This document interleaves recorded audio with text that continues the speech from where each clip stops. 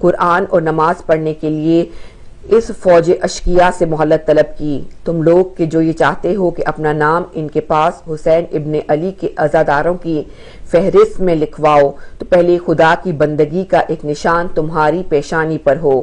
جو لوگ اس مجلس میں آئے ہیں یہ بات جان لو کہ گناہ اور برائی سے اپنے دامن کو آلودہ رکھ کر حسین ابن علی علیہ السلام کی بارگاہ میں داخل نہیں ہو سکتے۔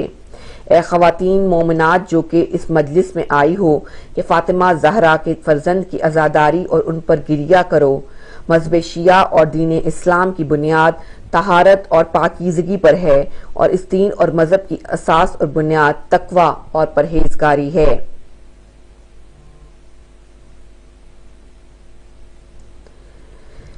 روایات میں نقل ہوا ہے کہ جنگ احد میں علی علیہ السلام کے پاؤں میں تیر لگا جس کا نکالنا مشکل تھا۔ رسول اکرم صلی اللہ علیہ وآلہ وسلم نے فرمایا اس تیر کو اس وقت نکالیں جب علی نماز کی حالت میں ہوں۔ ایسے ہی کیا گیا۔ علی علیہ السلام نے نماز پڑھنے کے بعد فرمایا میں بالکل بھی متوجہ نہیں ہوا۔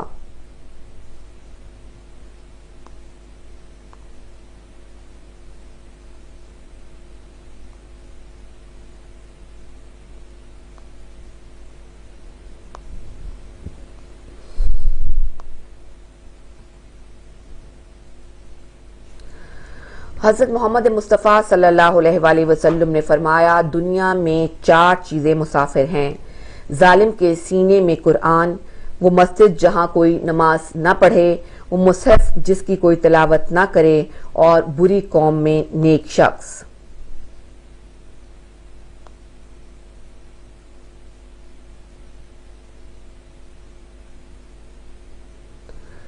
سورہ رعد آیت نمبر 7 میں اللہ تعالیٰ فرماتا ہے اور جنہوں نے کفر اختیار کیا ہے وہ کہتے ہیں اس شخص پر اپنے رب کی طرف سے کوئی نشانی نازل کیوں نہیں ہوتی، آپ تو محض تنبیہ کرنے والے ہیں اور ہر قوم کا ایک رہنما ہوا کرتا ہے۔ جب یہ آیت نازل ہوئی تو رسول اکرم صلی اللہ علیہ وآلہ وسلم نے اپنے ہاتھ سینے پر رکھ کر فرمایا المنذر میں ہوں اور ہر قوم کا ایک ہادی ہوتا ہے۔ پھر اپنا دست مبارک علی علیہ السلام کے کندھے پر رکھ کر فرمایا یا علی وہ ہادی آپ ہیں، آپ کے ذریعے ہدایت پانے والے ہدایت حاصل کریں گے۔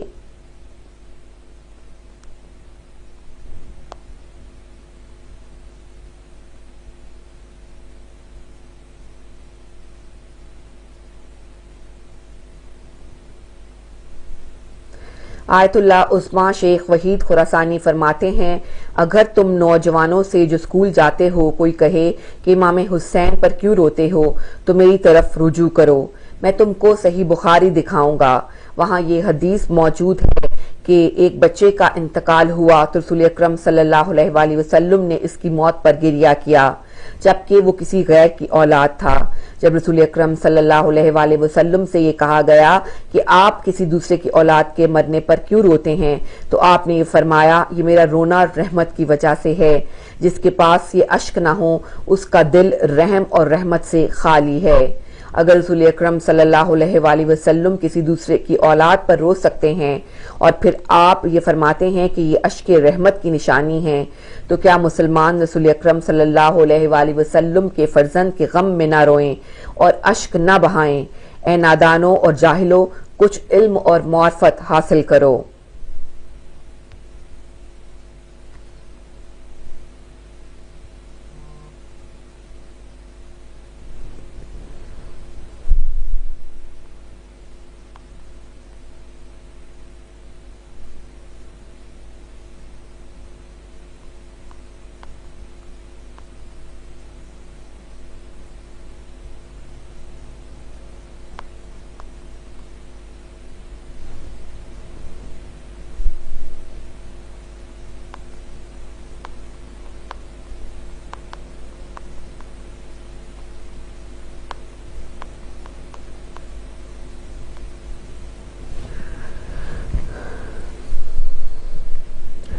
حضرت امام جعفر صادق علیہ السلام نے فرمایا جو شخص تجھ پر 3 مرتبہ ناراض ہو جائے اور اس کے باوجود تیرے بارے میں کوئی بری بات زبان سے نہ نکالے تو اسے اپنا دوست بنا لو۔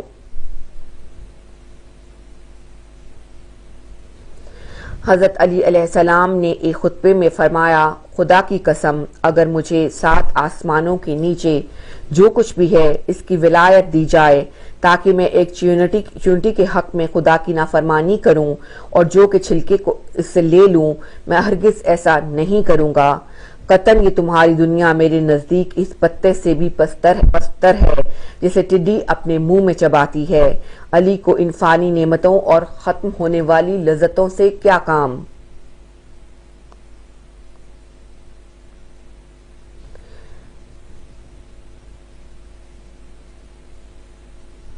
آیت اللہ عظمیٰ شیخ وحید خراسانی فرماتے ہیں، اے جوانوں، تم چاہتے ہو کہ تمہارا نام امام حسین علیہ السلام کے عزاداروں کی فہرست میں شامل ہو تو ضروری ہے کہ یہ جانو کہ امام حسین علیہ السلام کے اصحاب نے آج شب عاشورہ صبح تک نماز اور تلاوت قرآن، ذکر اور خدا کی تسبیح میں بسر کی۔ یہ روشن ستارے تھے جن کے وجود اور کمال کی کرنوں کی شعاعیں تمام عالم سکوت پر پڑیں۔ بس اس کے سوا اور کیا کہوں آپ کے مقام کے بارے میں، اے ابا عبداللہ، اے حسین ابن علی، جس قدر بھی کہوں آپ کی شان میں کم کہا ہے۔ تمام گفتگو آپ کی شان و مقام بیان کرنے سے قاصر ہے۔ میں نے فقط یہ چاہا کہ تم لوگوں سے صرف اس حد تک کہوں کہ حسین ابن علی علیہ السلام کی عزا رہے، یعنی تمام عالم کی عزا۔ میں نے چاہا کہ تم سے یہ کہوں کہ اگر تم اس مجلس عزا میں آئے ہو تو خدا کے حکم سے آئے ہو، اگر یہاں آئے ہو تو پیغمبر اسلام کی سنت کی وجہ سے آئے ہو۔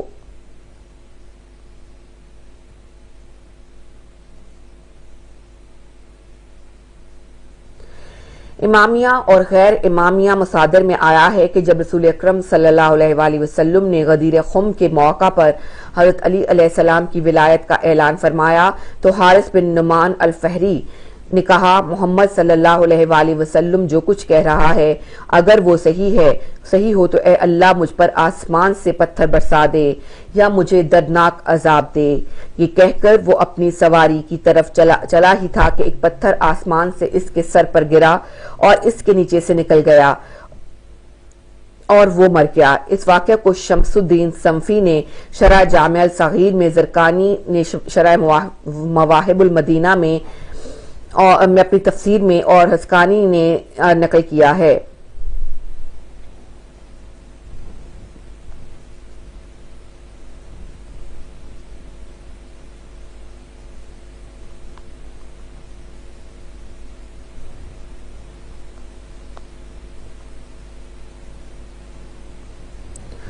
حضرت محمد مصطفیٰ صلی اللہ علیہ وآلہ وسلم نے فرمایا، سب سے پہلے حوض کوثر کے کنارے میرے پاس آئے گا وہ تم میں سے پہلا مسلمان یعنی علی ابن ابی طالب ہے۔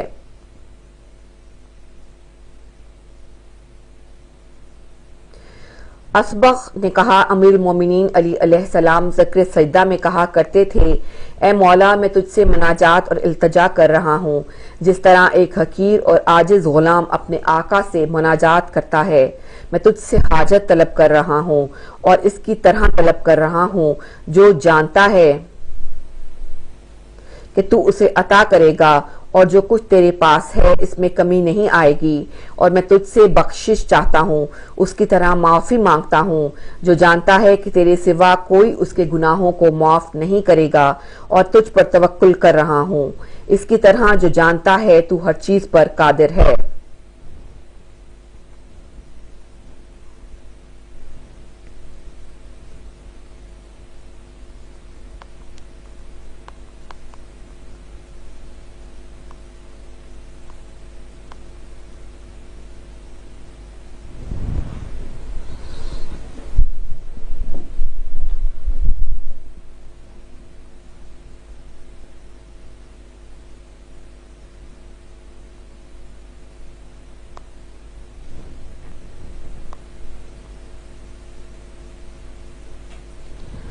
حضرت امام مہدی علیہ السلام نے فرمایا، بے شک جنت میں عورتوں کے لیے حمل اور زچگی نہیں ہے، پس اگر کوئی مومن اولاد کی تمنا کرے تو خداوند متعال بغیر حمل و ولادت کے اس کا پسندیدہ بچہ عنایت فرمائے گا، بالکل اسی صورت میں جس صورت میں اس نے ارادہ کیا تھا، جس طرح آدم کو خلق کیا تاکہ ہم سبق حاصل کریں۔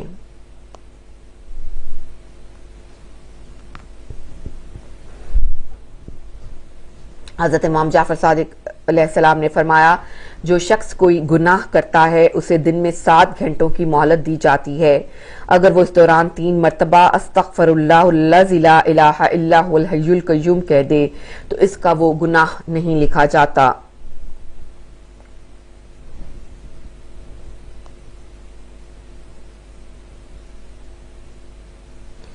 حضرت محمد مصطفیٰ صلی اللہ علیہ وآلہ وسلم نے فرمایا قیامت کے دن علی کو 7 ناموں سے پکارا جائے گا، ان سے کہا جائے گا اے صادق، اے رہنما، اے اللہ کی عبادت کرنے والے، اے لوگوں کو ہدایت دینے والے، اے اللہ سے ہدایت پانے والے، اے جوان مرد، اے علی تم اور تمہارے شیعہ بغیر کسی حساب کے جنت میں چلے جاؤ۔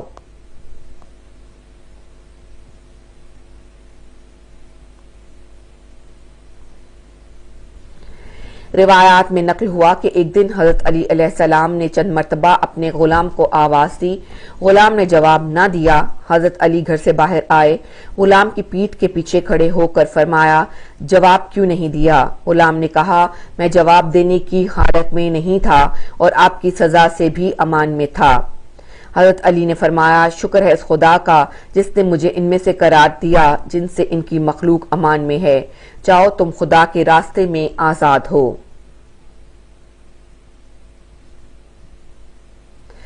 حضرت امام مہدی علیہ السلام نے فرمایا اگر تم میں سے بعض کی بعض دوسروں کے لیے طلب بخشش اور مغفرت نہ ہوتی، روئے زمین پر موجود انسان ہلاک ہو جاتے سوائے ان خالص اور خاص شیعوں کے جن کا کردار ان کے گفتار کے مطابق ہے۔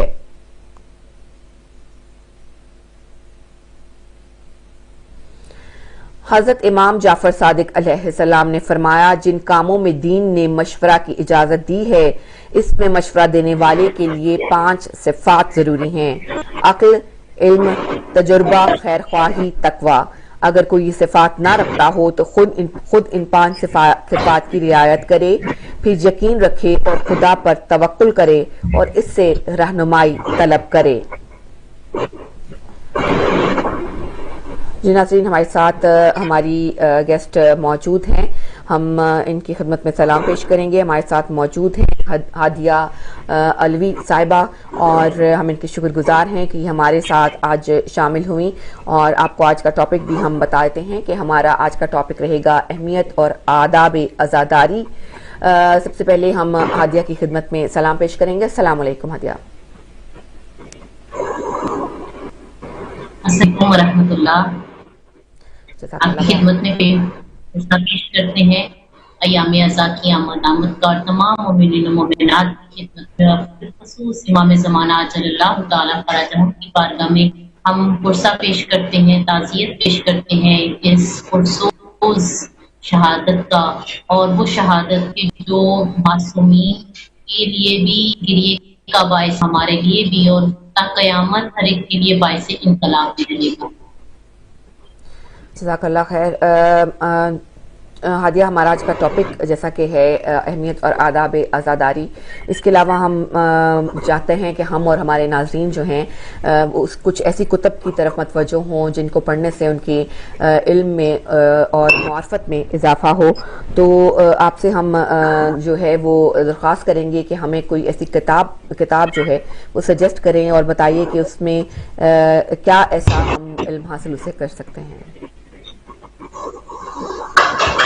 اعوذ باللہ من الشیطان الرجیم، بسم اللہ الرحمن الرحیم، رب اشرح لی صدری ویسر لی امری واحلل عقدۃ من لسانی یفقهوا قولی۔ السلام علی الحسین وعلی علی الحسین وعلی اولاد الحسین وعلی اصحاب الحسین۔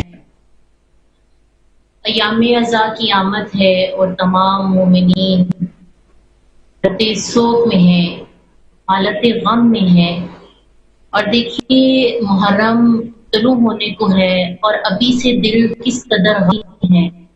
ہم یہ نہ سوچیں کہ اس میں ہمارا مال ہے، ہم ایک غم کی کیفیت میں آ جاتے ہیں، بلکہ خداوند عالم کا وعدہ ہے کہ صبح عظیم کی قربانی کو وہ تا قیامت لوگوں کے سامنے اپنا اعجاز ایک معجزہ کر رکھے گا۔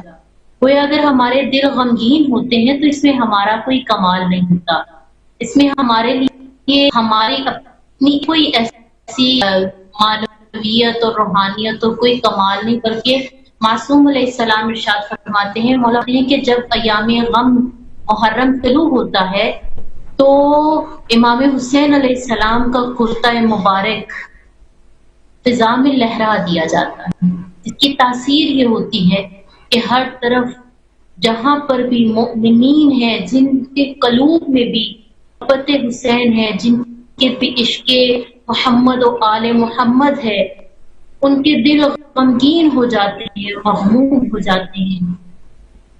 اور یہ وہ وعدہ پروردگار عالم ہے کہ جو خداوند عالم نے خود کیا ہے۔ کہاں پر یہ وعدہ کیا؟ ہمیں بہت سی روایتیں ایسی ملتی ہیں، صرف آداب کو ہم بات کر رہے ہیں تو اس کی اہمیت پہ ہم بات کریں گے کہ یہ عزاداری ایسی نہیں کہ صرف میں اور آپ عزاداری منا رہے ہیں، بلکہ عزاداری یہ ایسی عبادت ہے کہ جو خود رسول اللہ صلی اللہ علیہ وآلہ وسلم نے کی ہے۔ جہاں پر الہامی پیغامات آتے رہے، جہاں پر پیغامات آتے رہے رب العالمین کی طرف سے، خداوند عالم خود اس عمل میں انسان کو خود اجر عطا کرنے والا عمل اتنا اہمیت کا حامل ہے گریہ امام حسین علیہ السلام کہ ہم دیکھتے ہیں کہ امام علیہ السلام پر گریہ سب سے پہلے رسول خدا صلی اللہ علیہ وسلم نے کیا۔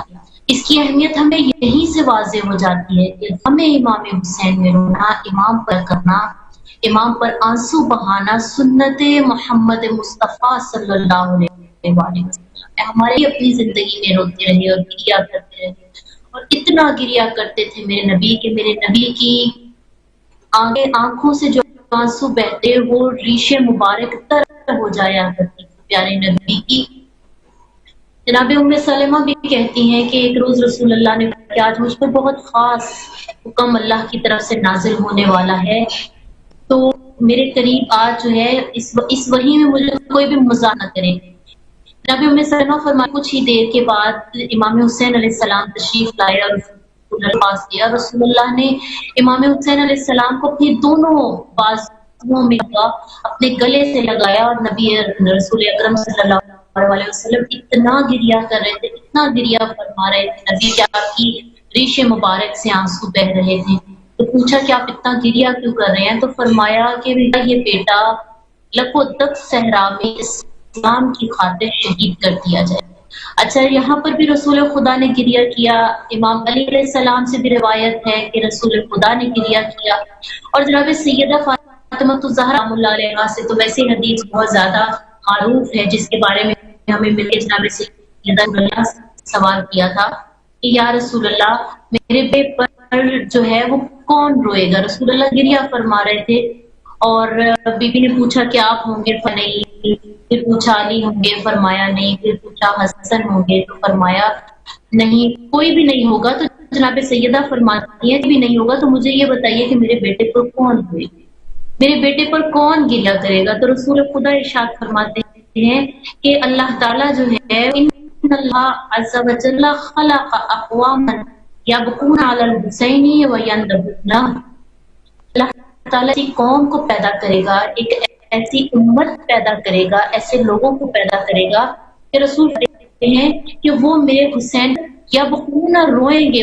وینضحون ندبہ یعنی میرے حسین پر وہ نوحہ خوانی کریں گے۔ تو یوں کہنا چاہیے کہ ہم تو وہ خوش قسمت قوم ہے کہ جو رسول صلی اللہ علیہ وسلم کی دعاؤں کی وجہ سے ہم بھیجا گیا ہے۔ ہماری خلقت ہی اسی لیے ہوئی کہ ہم خونے میں گریہ کر سکیں، ہمیں بنایا ہی اسی لیے گیا ہے کہ ہم حسین پر گریہ کر سکیں، ہم حسین کا غم منا سکیں، ہماری خلقت کا مقصد ہے۔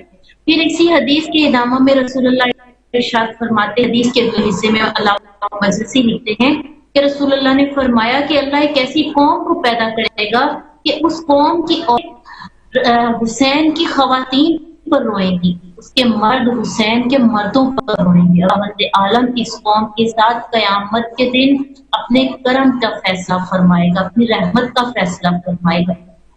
تو دیکھیے اس حدیث مبارکہ میں عزاداری کی ہمیں اہمیت نظر آتی ہے کہ تو اسی لیے کیا گیا کہ ہم حسین علیہ السلام پر کر سکیں، امام پر ندبہ کر سکیں، اہل بیت اطہار کی خواتین کے پردے کو روک سکیں، اس کی پرساداری سکیں، اور اس پیغام को हम पहुंचा सके कि जिस मकसद अजीम के लिए ये काम अंजाम दिया गया था।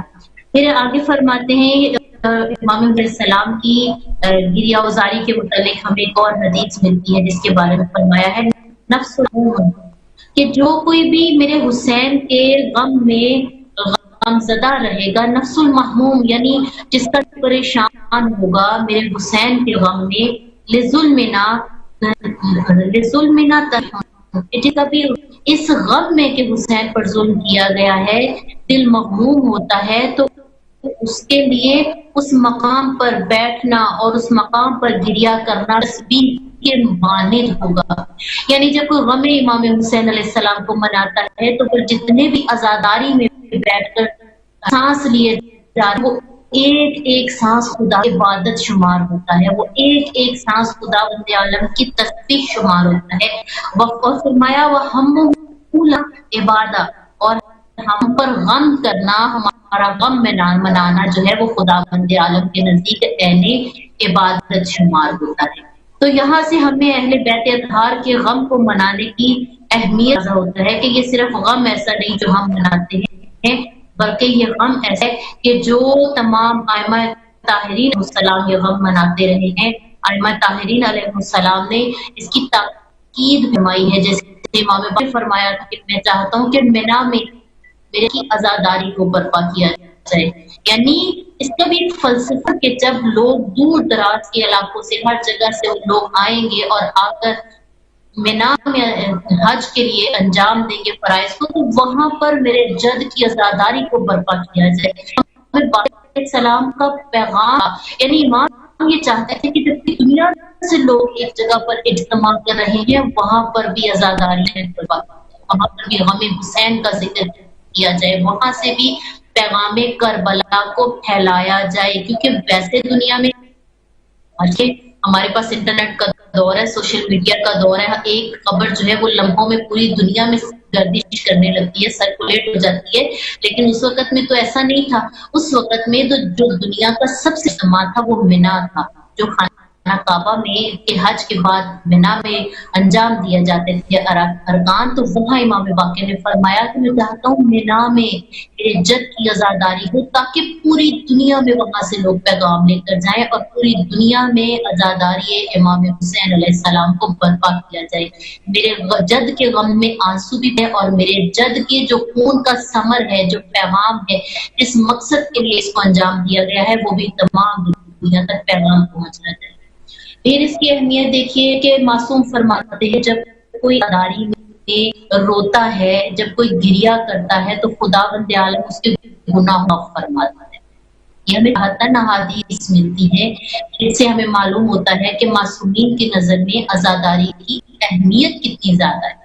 मासूम कितनी जिंदगी में, अपनी पूरी जिंदगी में जिस चीज को उन्होंने वैल्यू दी ना, वो हमें दो बातें नजर आती हैं। खुदावंद आलम की इबादत के बाद एक खिदमत खल्क थी तो किसी मासूम ने बीमारी में किसी भी हालत में नहीं छोड़ी, और दूसरी चीज अज़ली इमाम हुसैन थी।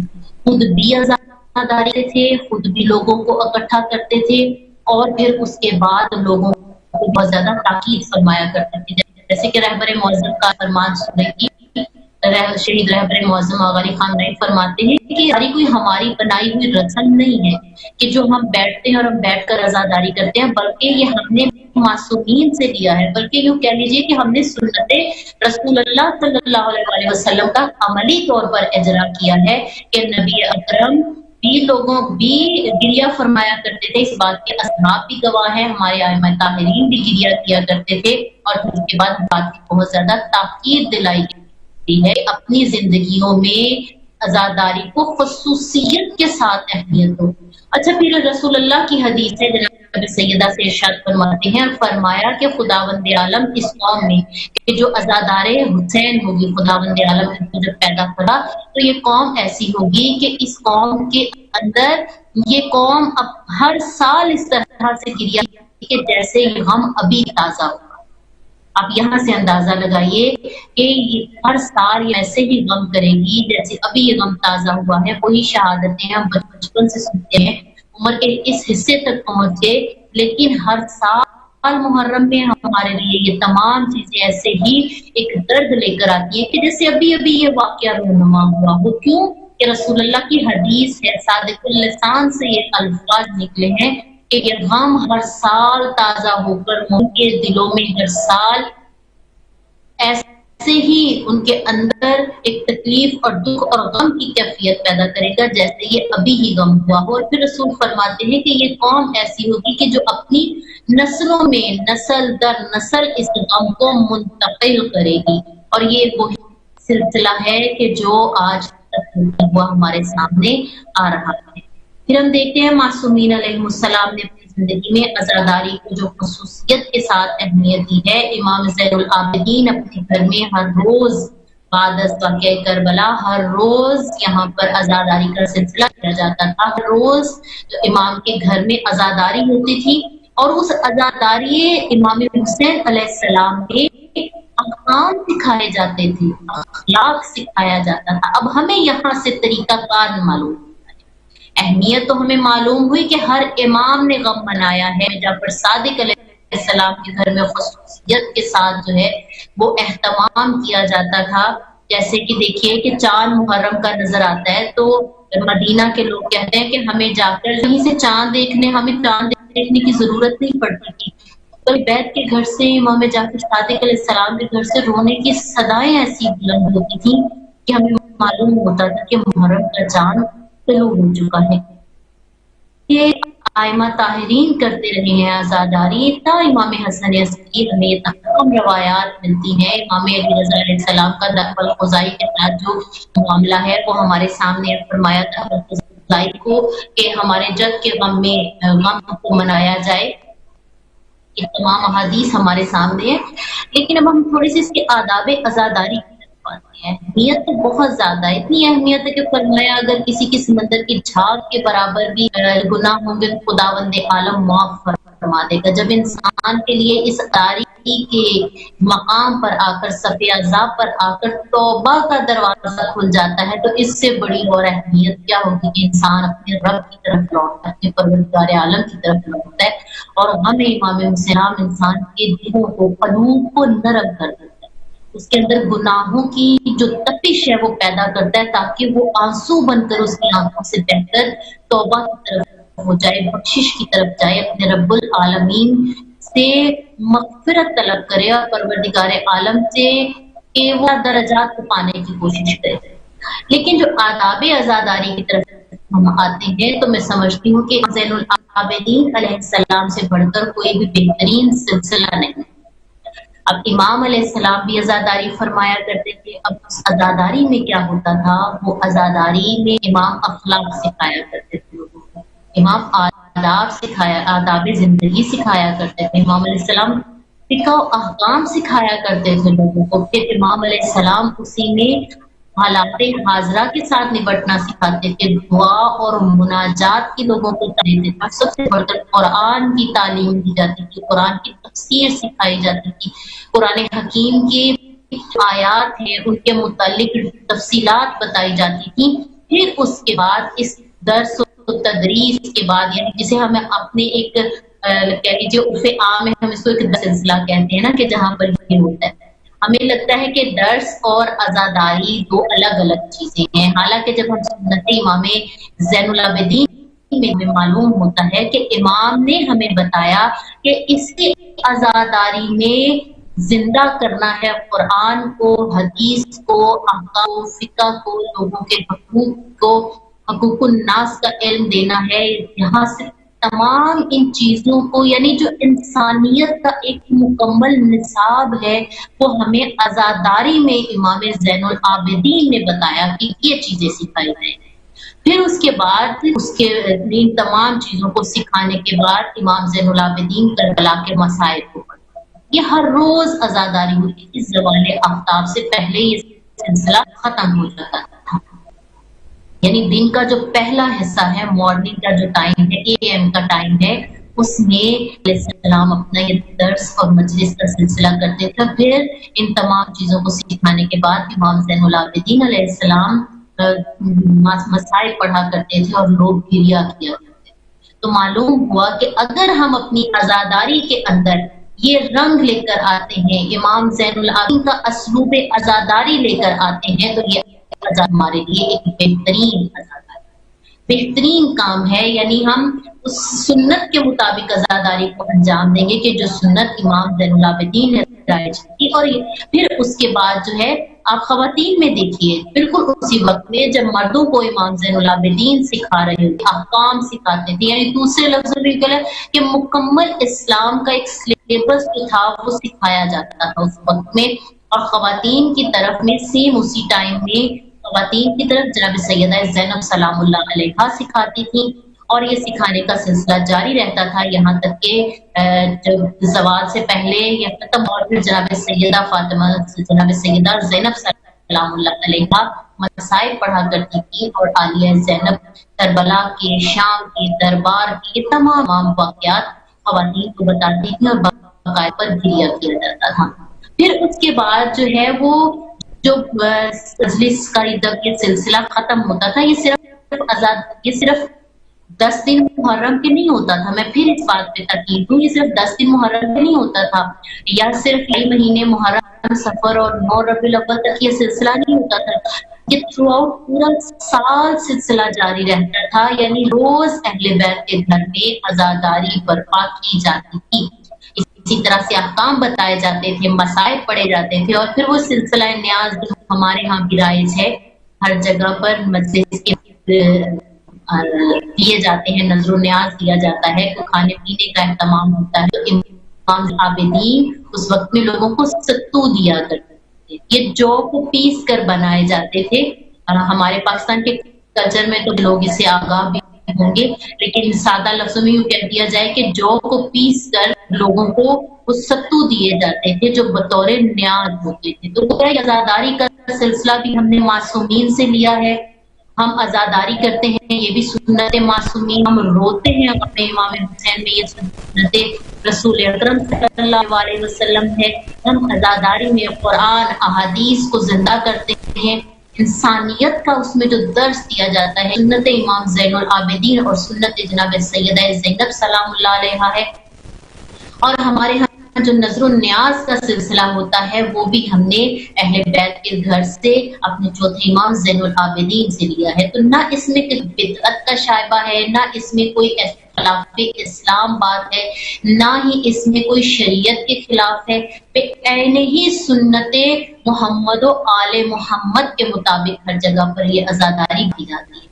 یہاں پر جس چیز میں کمی رہ جاتی ہے، جس پر میں تھوڑی سی مزید بات کرنا چاہوں گی، مجھے وقت بتا دیجیے کتنا ہے کہ میں اس وقت میں اپنے موضوع کو سمیٹ سکوں. ہمارے پاس 20 منٹ ہیں ٹوٹل. مجھے آواز نہیں آئی. ہمارے پاس 20 منٹ ہیں ٹوٹل، 20 منٹس. کتنے منٹس؟ 20 منٹس. اوکے 20 منٹس ہے، ٹھیک ہے.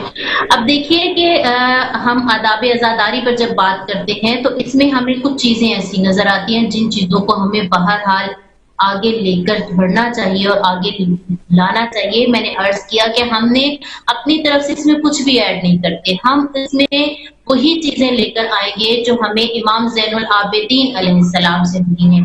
وہ کون سی چیزیں ہیں؟ امام علیہ السلام جس چیز کا بہت زیادہ ذکر کیا کرتے تھے اپنی عزاداریوں میں، وہ احکام ہے، وہ فقہ ہے، وہ تعلیمات ہے کہ جن کا دینا بہت زیادہ ضروری ہے. لہٰذا سب سے پہلے اگر ہم دیکھیں تو ہمیں اس بات کی طرف توجہ رکھنی چاہیے کہ ہم اپنی عزاداری میں ان چیزوں کو لے کر آئیں جو امام زین العابدین نے لی ہیں. میں نے کچھ چیزوں کی لسٹ بنائی ہے جو جب تک ہمارا وقت ہوگا ہم اس پر گفتگو کریں گے کہ امام علیہ السلام نے اور کربلا والوں نے کون کون سے ایسے نکات ہیں کہ جو اپنی زندگیوں میں روشن کی، اور ہمیں بھی اس پر بات کرنے کی اور ان چیزوں کو سمجھنے کی ضرورت ہے. سب سے پہلے اگر ہم دیکھتے ہیں تو معصومین علیہ السلام نے اور امام نے اور کربلا والوں نے ہمیں جو پیغام دیا ہے وہ عزاداری میں جن چیزوں کو شامل کیا جائے وہ سب سے پہلی چیز، یعنی ہم عزاداری کرنے بیٹھتے ہیں تو اس عزاداری میں پڑھنے والوں کے لیے، سننے والوں کے لیے، ہر ایک کے لیے ان چیزوں پر غور ضروری ہے. اپنی مجالس کے اندر ان چیزوں کو ایڈ کریں، ان آداب کو لے کر آئیں، ان چیزوں کو اہمیت دیں. ایک آداب ہے سننے والوں کے لیے، کچھ آداب ہے پڑھنے والے کے لیے کہ اس نے کن کن چیزوں کو شامل کرنا ہے. آج میں ان چیزوں پر بات کرنا چاہوں گی کہ جو مجلس کو، عزاداری کو برپا کر کے اس کو پڑھ رہا ہے، جو اس میں ذاکر ہے، عالم ہے، ان کو کن چیزوں کی طرف توجہ دلانی چاہیے.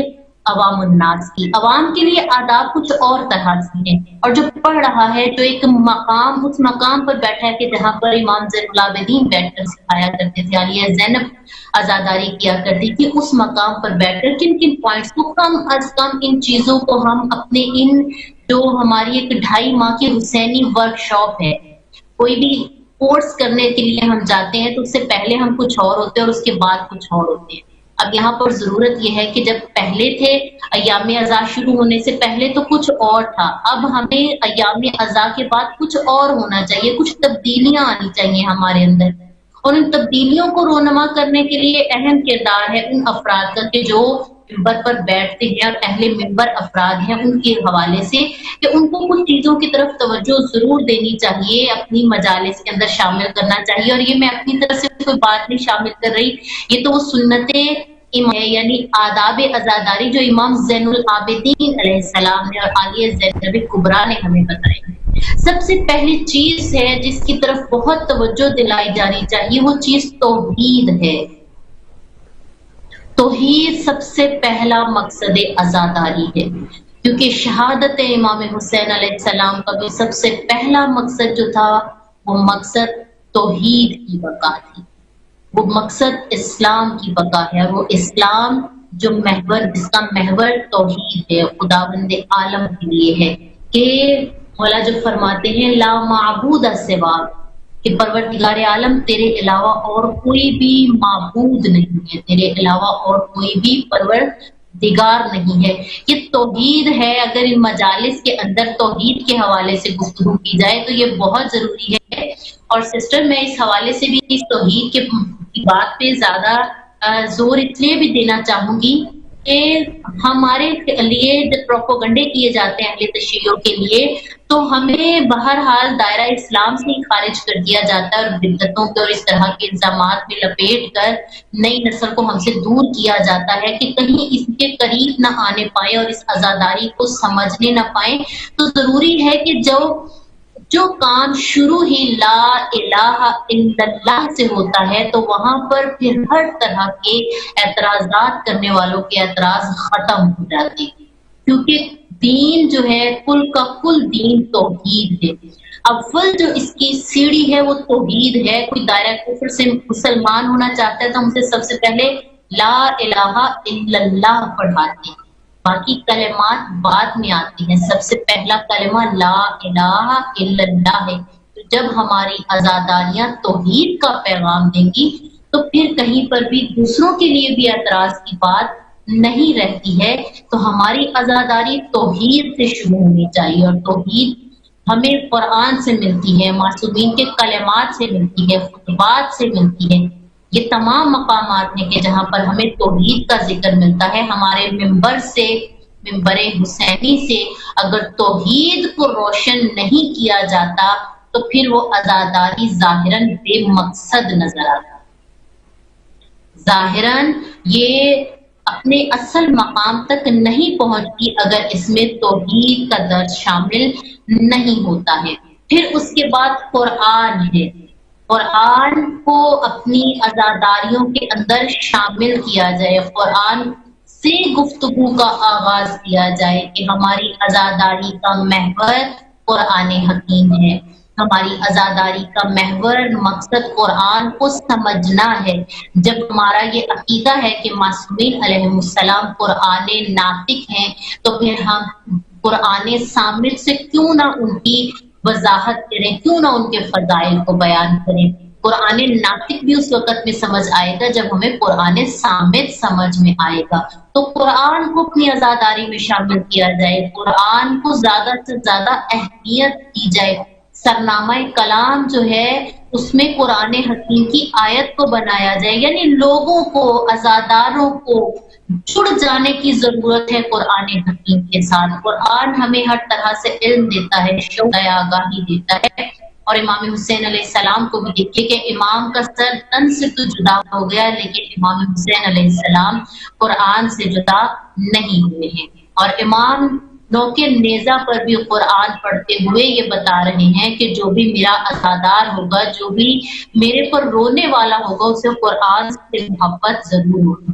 صرف ماہر کے لیے نہیں ہے، قرآن کو اپنی عزاداریوں میں شامل کرنا بہت زیادہ ضروری ہے۔ اور ہمارے امام زین العابدین جن کے حوالے سے ہم نے اس بات کا لیا کہ ہم اپنے امام کے مطابق عزاداری کو منائیں، تو امام زین العابدین بھی تو دیکھیے قرآن ہی تو لوگوں کو سکھاتے تھے۔ عالیہ زینب بھی قرآن سکھاتی تھی، قرآن کی تعلیم دیتی تھی، اس کا ترجمہ، اس کی تفسیر، اس کی وضاحت، جہاں سے کسی کو سمجھ نہیں آتا ہے ان چیزوں کو لوگوں کے سامنے رکھا جائے۔ لہذا قرآن کو کھولا جائے، قرآن کی مجالس میں قرآن کے حوالے سے گفتگو کی جائے، قرآن کی آیات کے حوالے سے، قرآن حکیم کی سورہ کے حوالے سے موضوعات کیے جائیں۔ ان حوالوں سے گفتگو کرنا بہت ضروری ہے۔ ہماری عزاداریوں میں قرآن کم رنگ ہوتا ہے، یہ حقیقت ہے متاسفانہ، اور ہم اس بات کو تسلیم بھی بہت حد تک جو افراد شامل کرتے ہیں وہ کرتے ہیں، ان کو نہیں شامل کرے، لیکن بات جو ہے وہ عرف عام کی ہے۔ عرف عام میں قرآن عزاداریوں میں قرآن کا رنگ نظر نہیں آتا، نہ عملی طور پر سیری طور پر، دونوں حوالوں سے۔ جب قرآن ہماری عزاداریوں میں منور ہوگا تو ہی ہمارے قلوب کی روشنی کا وہ ذریعہ بنے گا۔ پھر انہی میں دیکھیے ہمیں اہل بیت اطہار نے جن چیزوں کو سکھایا ہے، احکام ہے، احکام اپنی مجالس میں شامل کیے جائیں، وہ ایک حکم میں شامل کیا جائے۔ جناب سیدہ فاطمہ الزہرا سلام اللہ ارشاد فرماتی ہیں کہ اگر کسی نے کسی کو ایک حکم بھی سکھا دیا شریعت میں سے تو اس کی جنت کی محض ضامن ہے۔ تو کیا خوب بات ہے کہ اگر آپ کے سامنے 20 25 50 100 150 کتنے بھی افراد بیٹھے ہیں، آپ روح کا ایک حکم ان کو سکھائیے۔ یہ ایک حقیقت ہے، یہ ایک بات واضح ہے کہ مومنین مجالس تو دن میں 4 4 5 5 سنتے ہیں لیکن وہ احکامات سے دور ہوتے ہیں۔ اگر روز کا بھی ایک حکم بیان کیا جائے اور لوگوں کو سکھایا جائے تو یہ بہت ہی زیادہ ایک مقصد عزاداری بنا دیتا ہے کہ جب عزاداری کے ایام شروع ہوئے تو ہمیں احکام سے عزادار ناواقف تھے، اور عزاداری کے ختم ہونے تک کچھ 100 200 بھی مسائل سیکھ جاتے ہیں، تو یہ بھی بہت بڑی بات ہوتی ہے۔ احکامات کو شامل کیا جائے۔ امام زین العابدین اپنی عزاداریوں میں احکامات کو شامل کیا کرتے تھے، امام لوگوں کو باقاعدہ ان چیزوں کی تعلیم دیا کرتے تھے۔ تو ہم اپنی عزاداریوں میں کیوں نہ اس کو شامل کریں؟ ہم نے اپنی عزاداریوں کو کیوں ایک الگ سے رنگ دے دیا ہے؟ ہماری عزاداری بھی تو ویسی ہی ہونی چاہیے جیسے امام زین العابدین نے کی ہے، اور جیسے امام زین العابدین نے ہمیں سکھائی ہے۔ ان سے بہتر کوئی عزادار نہیں ہو سکتا، اور ان سے بہترین کسی کا طریقہ اور اسلوب نہیں ہو سکتا۔ ہمیں اپنی ان عزاداریوں میں ان چیزوں کو شامل کرنے کی بہت زیادہ ضرورت ہے۔ پھر اس کے علاوہ دیکھیے ہمیں جن چیزوں کو خاص طور پر لے کر آنا چاہیے وہ ایسے موضوعات ہیں کہ وہ ہمارے معمولات زندگی سے ریلیٹ کرتے ہیں۔ اور میں سمجھتی ہوں کہ اس وقت میں آج کے اس دور میں جو بہت زیادہ ضرورت ہے وہ اخلاقیات کی بھی بہت ضرورت ہے۔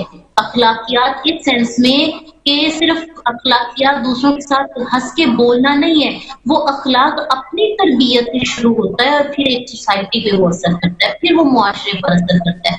اور دیکھیے ہمارا معاشرہ جو ہے وہ اخلاقی لحاظ سے کس قدر تباہی کی طرف جا رہا ہے، ہماری یوتھ کس قدر تباہی کی طرف جا رہی ہے۔ ایسے عجیب و غریب چیزیں ہمارے سامنے آتی ہیں کہ جن کو سامنے نہیں آنا چاہیے۔ یہی عزادار خواتین عملی اور اخلاقی حوالے سے آپ دیکھیں کہ یہی عزادار خواتین جو آپ کو مجالس میں بہت بڑی بڑی وہ ایرانی چادریں جو ہیں وہ پیروں تک پہنے ہوئے نظر آئیں گی اور بڑے بڑے اسکارف پہنے ہوئے نظر آئیں گی، لیکن عزاداری سے ہٹ کر جب آپ ان کو دیکھیے تو وہ کچھ اور ہی انداز میں اور ہی لباس میں نظر آتی ہیں۔ ان چیزوں پر معاشرے میں کام کرنے کی ضرورت ہے۔ خواتین کو صرف یہ نہ بتائیے کہ حجاب اور حجاب ہے، خواتین کو یہ بتایا جائے کہ یہ حجاب عالیہ زینب کبریٰ سلام اللہ علیہا جن کے حجاب کو ہم یہاں پر بیٹھ کر رو رہے ہیں، جن کے لیے گریہوزاری کی جا رہی ہے اور بے تحاشا گریہوزاری ہوتی ہے، اس حجاب کی پاسداری کتنی ضروری ہے۔ اس وقت کے یزید نے اگر نیزوں کے ساتھ بیویوں کی چادریں اتاری تھیں، آج کی خاتون کو سمجھنے کی ضرورت ہے اور یہ ممبر سے آزادی میں ان چیزوں کو ریئلائز کروایا جائے۔ اس وقت میں اگر بیویوں کے سر سے نیزوں کے ساتھ چادریں اتاری گئی تھیں، بیویوں نے خود اپنی رضا سے تو نہیں اتاری ہیں، لیکن آج کی خاتون زمانے کو دیکھ کر، وقت کو دیکھ کر اور دنیا کی رنگینیوں کو دیکھ کر، وہ رنگینیاں جو ختم ہو جانے والی ہیں، وہ افتضاح جو ختم ہو جانے والے ہیں، اس میں آ کر وہ اپنی چادروں کو نہ اتارے۔ اگر واقعی کنیزہ نے زہرا بننا چاہتی ہیں، اگر وہ واقعتاً عزاداری منانا چاہتی ہیں اور عزادار بننا چاہتی ہیں، تو پھر ان چیزوں کی طرف بہت زیادہ توجہ کی ضرورت ہے۔ یہی ہماری مومن بچیاں ہیں جن کے آپ دیکھیے سوشل میڈیا پر کیسے کیسے اکاؤنٹس ہیں، یہی جو چادر پہن کر آ کر بیٹھی ہوئی ہیں۔ بہت اچھی بات ہے، عزاداری کے آداب میں سے اب آپ پردہ ہو کر آئیے، لیکن عزاداری کے آداب میں یہ بھی ہے کہ آپ یہاں سے باپ پردہ ہو کر تشریف لے کر جائیے اور پھر اس کے بعد باپ پردہ ہی رہیے۔ آج ان بچیوں کے جب اکاؤنٹس ہم دیکھتے ہیں، ہماری مؤمن بچیاں ہیں، لیکن اس نامناسب حرکات پر، ان گناہوں پر، جہاں پر شرمندگی ہونی چاہیے، جہاں افسوس ہونا چاہیے، وہاں پر لائکس کے چکر میں یہ کہاں سے کہاں پہنچتا جا رہا ہے معاشرہ۔ یہ خواتین، یہ بچیاں کہاں سے کہاں پہنچتی جا رہی ہیں۔ جو زیب نہیں دیتا کنیزان زہرا کو، جو عزاداروں کے لیے زیب نہیں دیتا، یہ اخلاقی پستی نامناسب ہے ہر عزادار کے لیے۔ اپنے اندر وہ قوت پیدا کریں، اپنے اندر وہ توانائی پیدا کریں کہ ہم عزاداری میں آ کر بیٹھے ہیں تو ہم یہاں سے پورے سال کے لیے، پوری زندگی کے لیے عزادار بن کر جائیں، نہ کہ کچھ دنوں کے لیے، کچھ لمحوں کے لیے بن کر جائیں۔ گناہوں پر خوش ہونے کی بجائے اس پر افسوس ہونا چاہیے، لیکن آج کا ہمارا معاشرہ ایسی اخلاقی پستی میں چلا گیا ہے کہ گناہ کرنے کی جتنی بھی حرکتیں ہیں، جتنے بھی اسلوب ہیں، اور جس میں سب سے بہت جو برے طریقے سے کردار ادا کر رہا ہے وہ سوشل میڈیا کا ہے۔ ان چیزوں پر، گناہوں پر افسوس ہوتا ہے، لیکن آج ہماری یہی قوم، میں باقی کسی سے بات نہیں کر رہی، آج میں بالخصوص مخاطب ہوں اپنی شیعہ قوم کے ساتھ، اپنی شیعہ خواتین کے ساتھ، اپنی شیعہ بچیوں کے ساتھ، اپنی شیعہ یوتھ کے ساتھ، کہ ہم عزادار امام حسین ہیں۔ یہ تحفہ اللہ نے ہمیں دیا ہے، یہ تحفہ خدا نے کسی اور کو نہیں دیا۔ ہمیں اللہ نے غم امام حسین کے لیے پیدا کیا، باقی لوگوں کو اس لیے پیدا نہیں کیا۔ ہمارے اندر اس فضیلت کا احساس ہونا چاہیے، ہمارے اندر اس چیز کی اہمیت ہونی چاہیے۔ ہمارے پاس عزاداری، خداوند عالم کا دیا ہوا یہ کرم عزاداری ہے، ہمارے پاس موجود ہے، کہ جس کے ذریعے سے ہم ہر دور جیت کو للکارتے ہیں، اور للکار صرف نہیں ہوتی بلکہ ان کو پست بھی کرتے ہیں، ان کو شکست بھی دیتے ہیں۔ وہ شکست نے اخلاقی لحاظ سے بھی دی ہوئی ہے۔ آج کمرے کی رنگینیوں میں رنگے جانے کی بجائے اپنے اندر حسینی اپنے اندر حسینی حرارت پیدا کریں۔ رسول اکرم ارشاد فرماتے ہیں نا کہ قتل حسین مومنین کے دلوں کو ایسی حرارت عطا کرتا ہے جو کبھی بھی ٹھنڈی نہیں ہوتی۔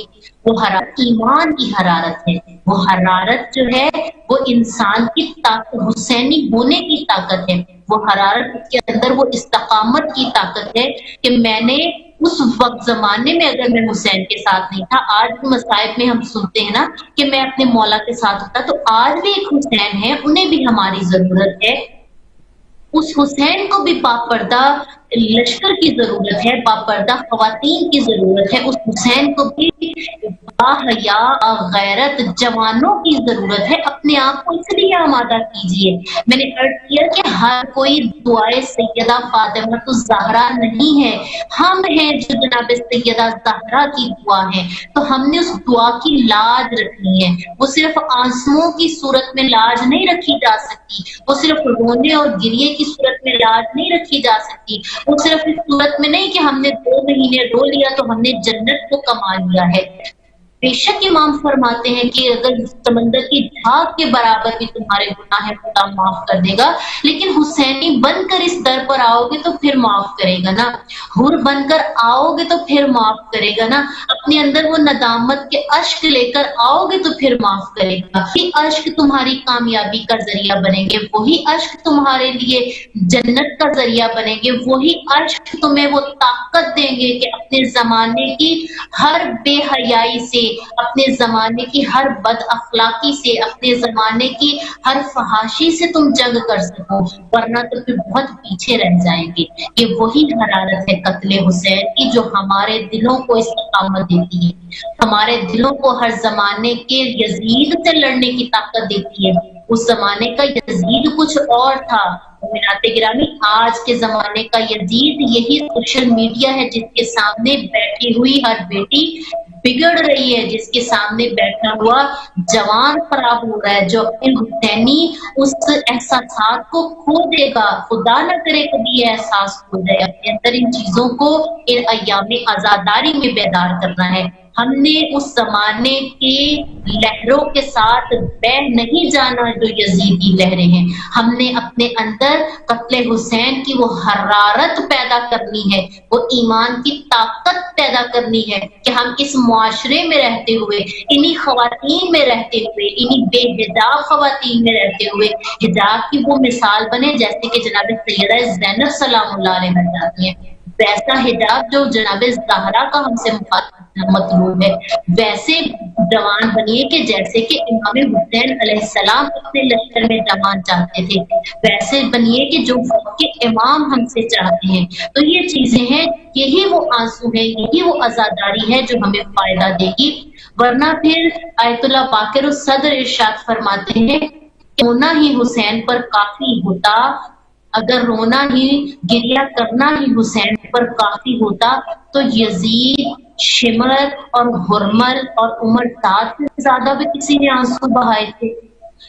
जनाब आयतुल्लाह सदर फरमाते हैं कि 11 मुहर्रम को तारीख गवाह है कि उमर साद भी अपना मुंह लपेट कर रो रहा था, और तारीख गवाह है कि मरवान के मुतालिक है कि वो इतना गिरिया किया करता था बीबी उम्मुल बनीन के नोहों को सुनकर कि मदीना की गलियों में वो रोता था। क्या उसको आंसुओं ने फायदा दिया? रो तो वो भी रहा है।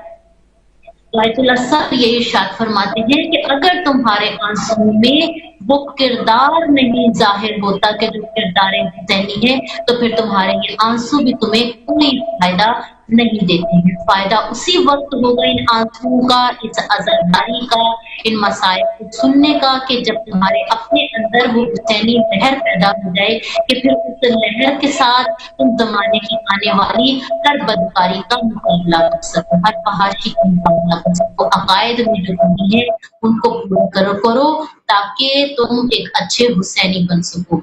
यही आदाब आजादारी है, और ये सबसे बड़ा अदब है आजादारी का कि हम अपने अंदर वो तासीर पैदा करें, अपने अंदर पढ़ने वाले भी, सुनने वाले भी उन चीजों की तरफ मुतवज्जे हो जो मुआशरे में कमी है, जो अपने अंदर कमी है, ताकि उनको पूरा कर सकें। फिर ही हमें ये आजादारी फायदा देगी, ज़ाहरी तौर पर भी, मानवी तौर भी, रूहानी तौर पर भी, और कयामत के दिन भी कि जब जनाब सैयदा फातिमा ज़हरा सलामुल्लाह अलैहा अपने आजादारों की शिफात फरमाएगी, तो ये वो आजादार होंगे जो किरदार हुसैनी में ढके हुए होंगे, किरदार ज़ैनबी में ढले हुए होंगे, जब ये अपने आंसुओं के तोहफों को लेकर जाएंगे, अपने आजादारी के तोहफे साथ लेकर जाएंगे, तो फिर इनको जनाब सैयदा ज़हरा की शिफात नसीब हो सके। खूब, जज़ाकल्लाह, बहुत बहुत शुक्रिया आपका। बहुत खूबसूरत गुफ्तगू आपने फरमाई, और यकीनन हमारे सुनने वालों के दिलों पर ये ज़रूर जो है असर करेगी। बहुत आपके हम शुक्रगुजार हैं, और हमें हुसैन के सिवा परवरदिगार आपको कोई गम न दे। जज़ाकल्लाह खैर, और आपकी तौफीक़ात में मज़ीद इजाफ़ा फरमाएँ। बहुत सारी दुआओं के साथ इजाज़त दीजिए। अल्लाह हाफ़िज़। जी नाज़रीन, हमारे साथ मौजूद थी आलिमा हादिया अलवी साहिबा, और हम उनके तहे दिल से मशकूर और ममनून हैं कि उन्होंने आज हमें साथ दिया और आज़ादारी के आदाब जो है वो हमें सिखाए और हमें उनसे आगाह किया। प्रोग्राम का वक्त जो है बिल्कुल ख़त्म हो चुका है। ज़िंदगी और सेहत रही तो आपसे मुलाकात अब अगले प्रोग्राम में होगी। अपना बहुत सा ख्याल रखिएगा और मुझे इजाज़त दीजिए। السلام علیکم ورحمۃ اللہ وبرکاتہ.